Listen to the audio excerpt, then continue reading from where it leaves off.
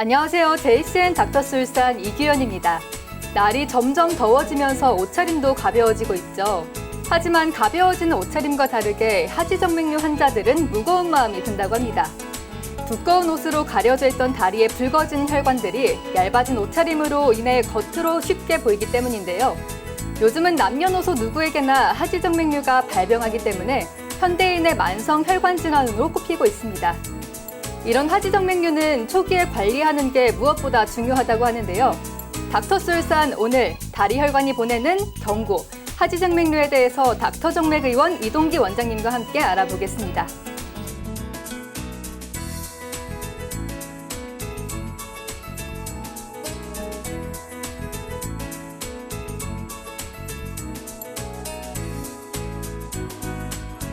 네, 원장님 안녕하세요. 네, 안녕하십니까. 네, 많이 더워졌죠. 예, 뭐 더워도 잘 지내고 있습니다. 네. 건강 관리 틈틈이 하면서요. 네, 시청자 여러분들께도 인사 한번 부탁드립니다. 예, 안녕하십니까. 닥터 정맥 이동기 원장입니다. 네, 앞서 저희가 하지정맥류는 현대인의 고질병이라고 소개를 했는데요. 하지정맥류 환자들도 날이 갈수록 점점 늘어나는 것 같은데 실제로 병원에 내원하는 환자들도 많아지고 있나요? 예, 건강보험심사평가원에서 집계한 환자 통계에 따르면 이 매년 하지정맥류로 병을 찾는 환자가 이 30만 명을 넘어섰을 정도라고 합니다. 네. 이 워낙 바쁘게 살아가는 현대인들은 하지정맥 증상을 느끼면서도 무심코 지나가는 증상으로 생각하기 때문에 쉽게 방치해서 병을 더 키우기도 하는데요. 실제로 저희 병원을 방문한 환자들의 경우도 매년 늘어나고 있는 상황입니다. 네, 원장님 요즘 낮 기온이 여름 못지않게 부쩍 오르고 있어요. 특히 이런 초여름 날씨가 하지정맥류 환자들한테도 영향을 좀 미칠까요? 건강보험심사평가원 통계에 따르면 하지정맥 환자는 이 초여름인 6월에 가장 많고 이 8월이 지나서는 다소 감소하는 추세라고 합니다. 네. 이처럼 초여름부터 하지정맥류 환자가 급증하는 이유 중에 하나는 이 다리가 드러나는 옷차림이 늘어나고 혈관이 육안으로 보여 노출되는 부위가 신경이 쓰여 병원을 방문하는 경우가 많기 때문인데요. 또 높아진 기온으로 올라간 체온을 조절하기 위해 혈관이 늘어나게 됩니다. 하지정맥 환자들은 이미 혈관 자체가 확장이 되어 있는 데다가 체온 조절을 위해서 혈관이 더 늘어나게 되면 혈관이 더 도드라지게 되기 때문에 그로 인해서 이런 증상들이 더 악화가 된다고 볼 수 있습니다. 네, 기온이 높아지면서 혈관도 더 늘어난다고 하니까요. 특히 여름철 하지정맥류 환자분들은 더 조심해 주셔야겠습니다. 그래서 저희가 준비했습니다. 하지정맥류가 걱정되는 분들은 주목해 주세요. 오늘의 주제가 다리 혈관이 보내는 경고, 하지정맥류입니다. 이 하지정맥류에 대해서 차근차근 알아볼 텐데요. 먼저 하지정맥류는 다리 혈관이 어떤 경고를 보내는지 알아보겠습니다. 원장님, 하지정맥류, 다리 혈관이 어떤 경고를 보내는 걸까요? 예, 대표적으로는 다리 혈관이 보내는 7가지 경고 신호가 있는데요. 다리의 피로감과 무거운 느낌, 눈에 띄는 푸른 혈관 또는 울퉁불퉁한 혈관 돌출, 다리 통증 또는 욱신거림, 야간의 다리 경련, 다리 부종, 가려움증 또는 피부 변화, 피부 궤양 또는 염증 등이 있습니다. 그런데 여기서 중요한 포인트가 있는데요. 이 모든 사람에게 이 같은 증상이 나타나지는 않는데요. 어떤 사람은 다리에 쥐가 나서 한밤중에 깨기도 하고 또 어떤 사람은 겉으로 보기엔 멀쩡한데 이 고통과 압박감을 느끼기도 합니다. 네, 이런 증상들을 일시적인 증상으로 여기는 분들도 많을 것 같은데요. 증상이 심하지 않을 경우 가만히 놔두면 자연적으로 치유도 가능할 것 같은데 어떨까요? 네, 많은 사람들이 단순 피로 또는 일시적 순환장애로 오해해서 자연적으로 낫기를 기다리지만 실제로 하지정맥류는 자연적으로는 회복되지 않는 진행성 혈관 질환입니다. 네. 이 손상된 판막이나 늘어난 정맥은 시간이 지나면 저절로 회복되지 않는데요. 이 늘어난 혈관벽도 원래 상태로 복귀하기 힘듭니다. 네, 증상이 심하지 않다고 해서 방치하면 안 되겠네요. 네, 그렇습니다. 네, 저희가 하지정맥류 증상에 대해서 이야기 나누고 있는데 가장 중요한 걸 여쭤보지 않았네요. 원장님, 하지정맥류는 어떤 질병인지부터 설명해 주시죠. 네, 하지정맥류는 다리 정맥 내 판막이 손상되면서 혈액이 심장으로 올라가지 못하고 역류하게 되어 정맥이 비정상적으로 팽창하거나 구불구불하게 늘어지는 질환입니다. 네. 주로 종아리 뒤쪽이나 발목 주변에 푸른 혈관이 도드라지게 보이며 무거움, 부종, 경련, 통증 등의 증상이 동반됩니다. 특히 반복적으로 증상이 나타난다면 삶의 질 저하는 물론 걷기조차 힘든 단계로 악화될 수 있는 질병입니다. 네, 알겠습니다. 아나운서님, 제가 질문을 하나 드려볼게요. 네. 우리가 흔히 복 나가는 행동이라고 불리는 이 행동은 오히려 하지정맥류 예방에 도움을 주기도 하는데요. 이 행동은 어떤 것일까요? 복 나간다고 하면 다리 떨면은 복 나간다고 다리 떨지 말라고 많이 말씀하시는데요. 다리 떨기가 아닐까요? 네, 정답 맞추셨네요. 이 정답은 다리 떠는 행동입니다. 우리가 흔히 복 나가는 행동이라며 금기시하는 의자에 앉아 다리를 떠는 행동은 사실은 하지정맥 예방에 도움이 되는 운동이라 할 수 있습니다. 네. 이 종아리가 수축 이완을 반복하면서 하지정맥 혈액을 위로 올려 보내기 때문인데요. 일종의 펌프 기능을 한다고 보면 이해하기 쉽습니다. 다리 떠는 행동이나 이외에도 발목을 위아래로 움직이는 까치발 운동 역시 같은 원리로 종아리의 수축과 이완을 반복하기 때문에 하지정맥류 예방에 도움이 되는데요. 하지만 이미 하지정맥류가 발병된 상태라면 이런 운동으로는 치료가 불가능하며 단지 상태 악화를 약간 늦추는 효과만 기대할 수 있다는 점 기억해 주시길 바라겠습니다. 네, 알겠습니다. 이건 또 제가 몰랐던 새로운 사실이네요. 다리도 떨고 까치발 운동도 하면서 평소에도 하지정맥류 예방에 힘써봐야겠습니다. 다시 질병의 이야기로 돌아가서 앞서 저희가 하지정맥류의 대표적인 증상으로 울퉁불퉁 튀어나오는 혈관을 얘기했는데요. 다리 혈관이 튀어나오면 모두 하지정맥류라고 판단해도 될까요? 아닙니다. 실제 혈관이 돌출한 하지정맥류는 전체의 30% 정도에 불과합니다. 아, 네. 하지정맥류 환자는 대부분 잠복성 하지정맥류가 많습니다. 이 잠복성 하지정맥류는 겉으로 드러난 증상이 거의 없고 속으로 진행되는 만큼 초기 발견이 쉽지 않습니다. 특히 혈관 돌출 증상 없이 경련과 가려움, 다리와 발바닥 통증, 다리의 무거운 느낌, 다리의 붓기, 열감과 수족냉증, 다리 저림, 쥐내림 등이 2주 이상 나타난다면 잠복성 하지정맥류를 의심해 볼 수 있습니다. 네, 그렇군요. 원장님 말씀 들어보니까 하지정맥류 증상이 모두 겉으로 드러나는 건 아니라서 평소에도 관심 있게 봐야 될 것 같은데요.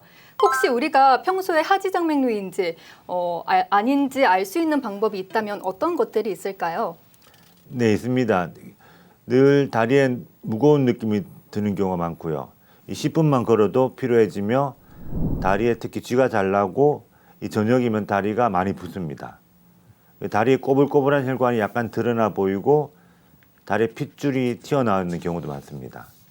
특히 다리 피부병이 생기면 잘 낫지 않고 피부에 진물이 나는 경우, 무릎이 일주일에 3회 이상 아픈 경우, 일주일에 3회 이상 다리 통증을 느낀다 이런 게 있습니다. 설명드린 증상 중에 4가지 이상 해당된다면 하지정맥류 가능성이 높으므로 전문가의 진단을 받아보는 것이 좋습니다. 네, 알겠습니다.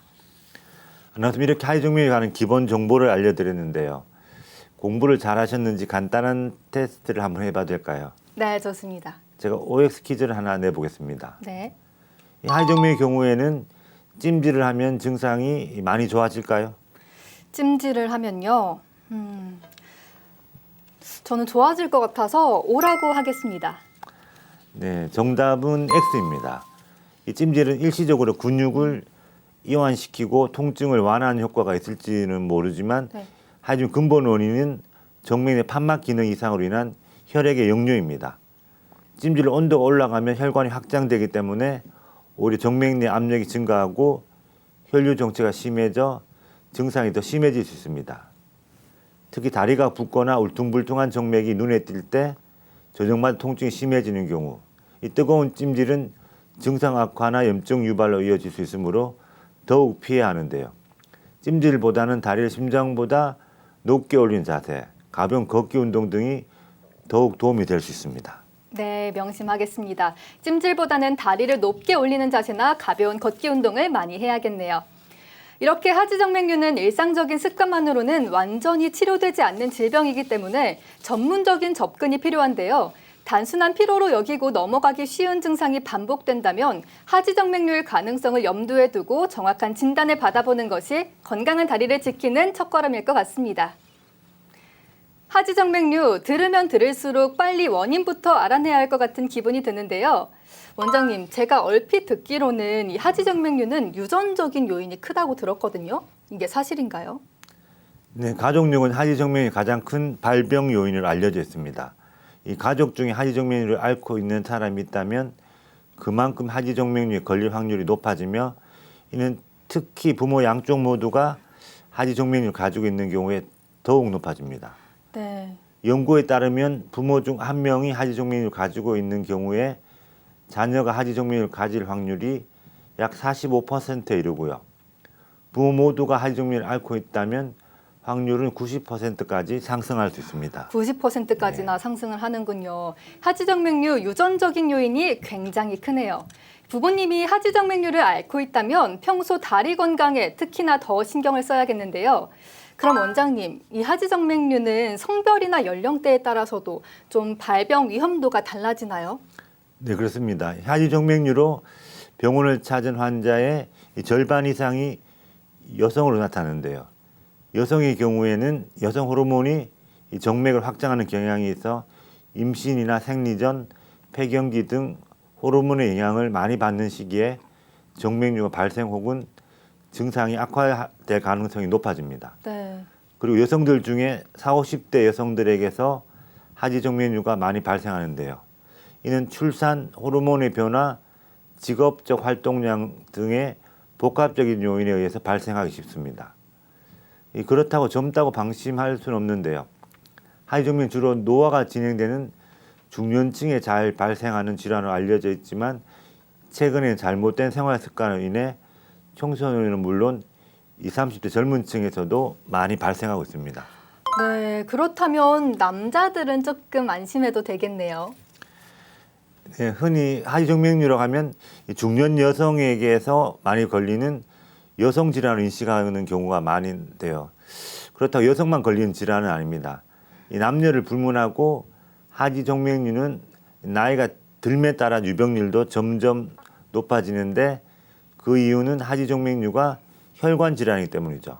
네. 이 남성의 경우는 여성보다 혈관 돌출 등 외관으로 드러난 증상에 상대적으로 덜 민감한 편이고 다리 저림이나 붓기 등 초기 증상을 심각하게 여기지 않기 때문에 그 심각성을 인지하지 못한 채 방치하다가 치료식을 놓치고 증상을 악화시키는 사례가 종종 나타나고 있는데요. 네. 이러한 이유로 많은 남성 환자들이 병원에 내원할 당시에는 이미 증상이 중증 이상으로 진행되는 경우가 더 흔합니다. 네, 남성분들이면 치료 시기를 놓치는 경우가 많다고 하니까요. 조금만 증상이 나타나더라도 전문의와 상담을 해보는 게 좋을 것 같습니다. 이처럼 유전적인 요인과 성별, 또 연령대와 같은 이유도 있겠지만 또 다른 원인도 많을 것 같은데요. 원장님, 대표적인 위험 요인에는 좀 어떤 것들이 있을까요? 하지정맥류 유전적 요인과 호르몬 변화 외에도 비만이나 노화, 운동 부족, 흡연 등의 복합적인 원인으로 발생하는데요. 특히 장시간 서서 일하거나 앉아있는 직업군이나 운동량이 적고 혈액순환이 원활하지 않은 생활 환경이 주요 위험 요인으로 지목되면서 남녀 모두에게 나타날 수 있는 생활 습관성 질환이라는 점에서 경각심이 요구되고 있습니다. 네, 평소 이어져 왔던 단순한 생활 습관으로도 하지정맥류가 발생할 수 있다고 하니까요. 다시 한번 나의 생활 습관을 돌이켜봐야 할 것 같습니다. 안았으면 하지정맥에 대해서 조금씩 알아가는 것 같나요? 네, 덕분에 많이 알아가는 것 같습니다. 예, 그렇다면 제가 환자들이 많이 궁금해하는 질문을 한 가지 더 드려볼게요. 네. 이 운동을 많이 하면 오히려 하지정맥류가 잘 생길까요? 아까 다리 건강 막 이렇게 운동하는 예. 얘기를 많이 했으니까요. 운동을 하면 하지정맥류가 잘 발생하지 않을 것 같아요. 정답은 X라고 하겠습니다. 네, 이번 정답을 정답 X입니다. 이 대부분의 운동은 하지정맥류 예방에 도움이 됩니다. 운동은 전반적으로 혈액순환을 개선하고 정맥 내 혈류 흐름을 도와주며 다리 근육을 강화하기 때문에 하지정맥류 예방에 매우 효과적입니다. 네. 특히 걷기, 수영, 자전거 타기 등은 정맥류를 심장 쪽으로 끌어올리는데 도움이 되는 운동입니다. 하지만 주의할 점도 있는데요. 무거운 중량을 드는 고강도 근력 운동을 과도하게 반복할 경우에 이 복압이 높아져 정맥류 압력이 상승하고 혈액 역류를 유발할 수 있습니다. 무리한 웨이트 트레이닝은 오히려 혈관에 부담을 줄 수 있어 적절한 운동을 하는 것이 중요합니다. 무리한 웨이트도 이렇게 조금 방해가 되는군요. 걷기나 수영, 자전거 타기 등 효과적이고 좀 무리한 웨이트 트레이닝은 부담이 된다는 거 꼭 기억하겠습니다. 네, 지금까지 하지정맥류가 왜 발생하는지에 대해서 자세히 알아봤다면 이렇게 발생한 하지정맥류를 빠르게 치료하는 방법도 알아봐야겠죠? 다음 키워드에서 구체적인 치료법에 대해서 알아보도록 하겠습니다.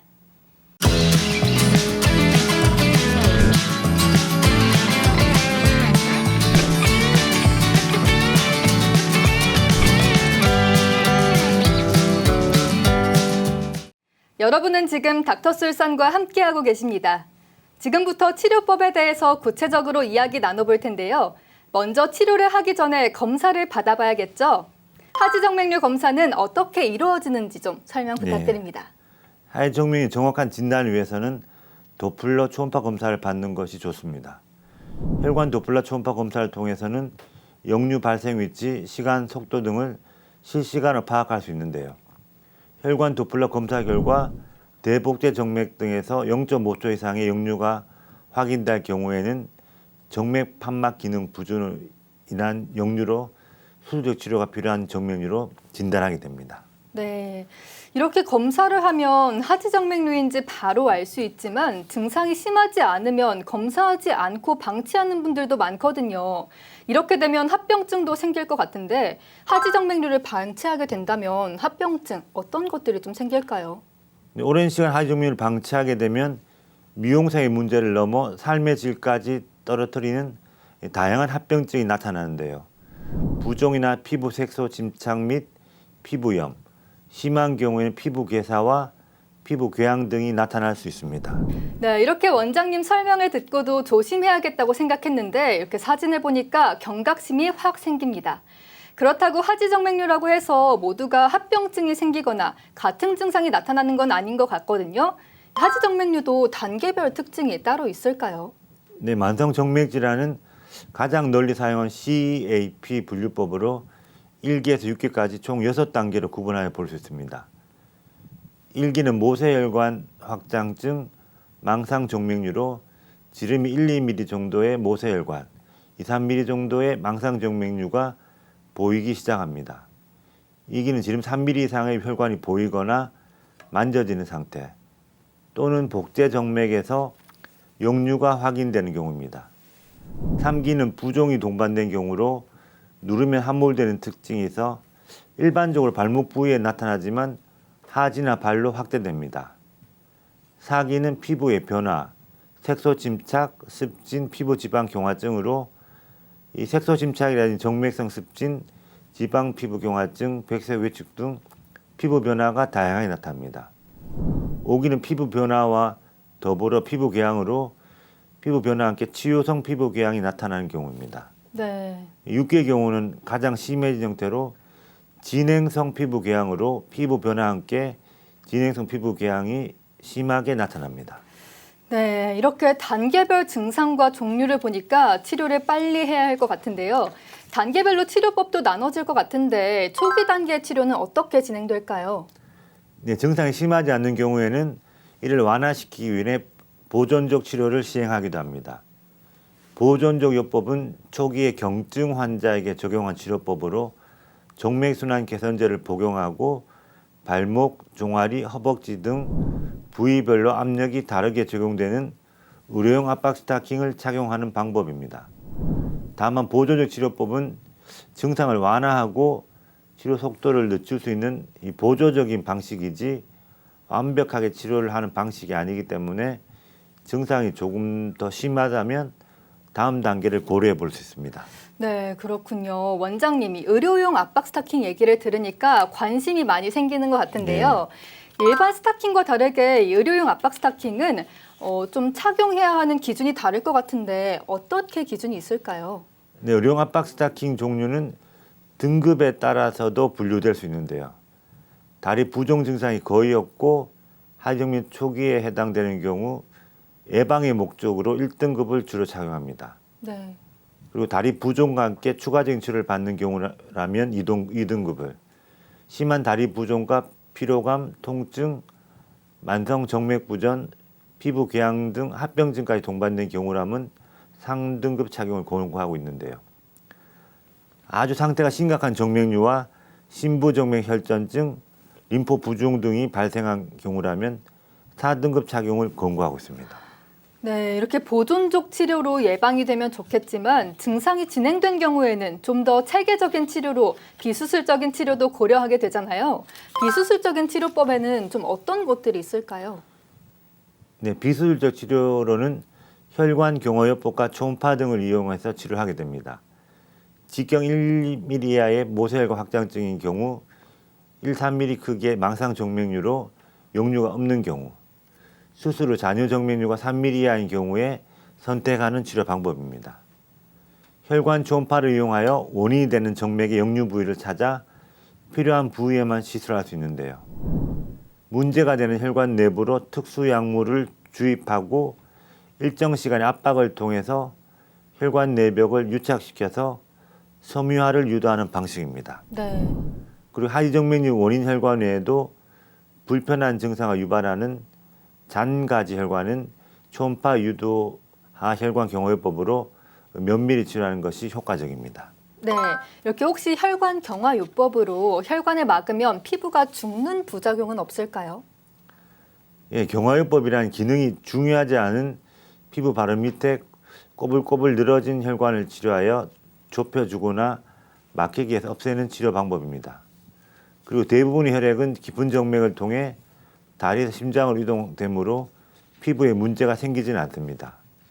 오히려 치료받지 않고 그냥 방치한 경우에 다리 정맥에 혈압이 올라가서 만성적인 정맥 고혈압이 되어 피부가 썩을 수 있습니다.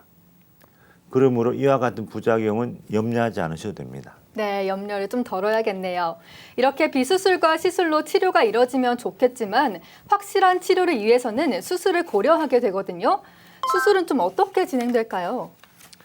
네, 흔히 하지정맥 처치법이라고 하면 발거술을 우선 생각하게 되는데요. 피부를 절개해 문제의 혈관을 직접 제거하는 방법입니다. 이 전통적으로 시행해오던 처치법이며 원인을 명확하게 제거하는 방법인데요. 네. 이 최근에는 의학 기술의 발달에 따라서 절개법이 아닌 방법도 관심을 많이 받고 있습니다. 네, 저도 좀 관심이 생기는데요. 절개법이라고 하면 좀 무서워지고 꺼려지게 되는데 절개법이 아닌 방법도 있다고 하니까 어떤 치료 방법인지 정말 궁금해집니다. 절개를 하지 않고 완벽하게 치료할 수 있는 수술 방법 좀 소개 좀 부탁드릴게요.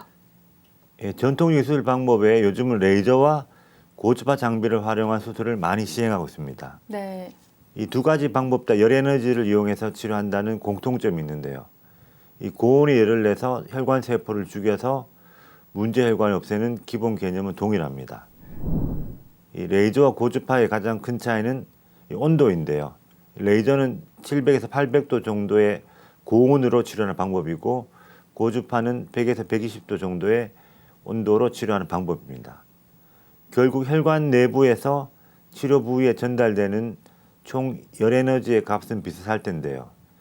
레이저는 고온의 열을 단시간에 주는 개념이라면 고주파는 상대적으로 낮은 온도로 뭉근하게 열을 전달한다는 차이가 있습니다. 네, 그런 차이점이 있군요. 이렇게 레이저와 고주파 장비를 활용한 수술법까지 알아봤습니다.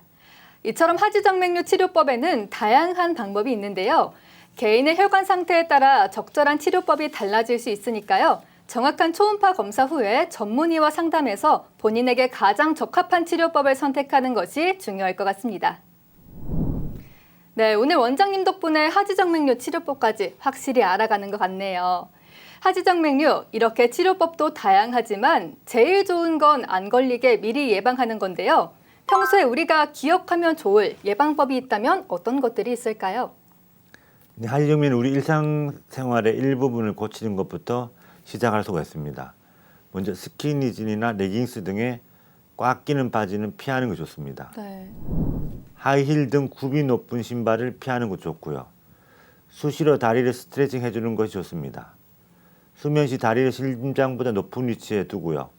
조깅, 수영, 요가 등 혈액순환 운동도 예방에 도움이 됩니다. 저염식 및 섬유질이 높은 음식을 많이 섭취하시고요. 다리를 꼬는 등의 다리에 압박이 가해진 자세는 피하는 것이 좋습니다. 일상생활이 가장 큰 영향을 미치는군요. 네, 이렇게 예방법까지 오늘 하지정맥류에 대해서 자세한 이야기 나눠주셨는데요. 마지막으로 시청자 여러분들께 당부의 한마디 부탁드리겠습니다. 하지정맥은 그저 미용 문제로 치부하기 쉬운 질환이지만 실질적으로는 조기 진단과 치료가 중요한 만성 혈관 질환입니다. 정맥류가 의심되거나 다리에 반복적인 무거움과 붓기, 피로감이 느껴진다면 다리 상태를 확인해 보는 것이 바람직한데요.